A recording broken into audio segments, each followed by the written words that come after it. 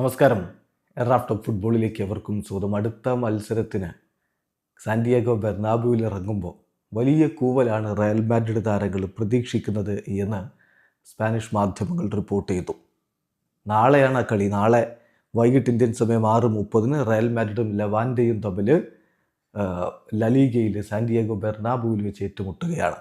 ഇതാ സ്പാനിഷ് മാധ്യമങ്ങൾ റിപ്പോർട്ട് ചെയ്യുന്നു. റയൽ മാഡ്രിഡ് വിശ്വസിക്കുന്നത് താരങ്ങൾ അണ്ടർ പെർഫോം ചെയ്യുന്നു. 2 താരങ്ങൾ മാത്രമേ നന്നായി പെർഫോം ചെയ്യുന്നുള്ളൂ. അതായത് Real Madrid believe that most players are underperforming. The exceptions are Thibaut Courtois and Kylian Mbappe. കോർട്ടുവയും കിലിയൻ എംബാപ്പയും മാത്രമാണ് മികച്ച രൂപത്തിൽ പെർഫോം ചെയ്തത്. ബാക്കി മിക്ക താരങ്ങളും അണ്ടർ പെർഫോം ചെയ്യുകയാണ് എന്നാണ് റയൽ വിലയിരുത്തിയിരിക്കുന്നത്. അതുപോലെ തന്നെ Real Madrid know about the fans anchor on social media.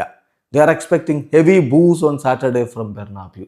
ഇത് പുറത്തേക്ക് വരുന്ന വാർത്തയാണ്. അതായത് വലിയ കൂവൽ, ആരാധകർ ദേഷ്യത്തിലാണ്, വലിയ കൂവൽ ബെർണാബ്യൂവിൽ ഉണ്ടാകും എന്നാണ് പ്രതീക്ഷിക്കുന്നത്.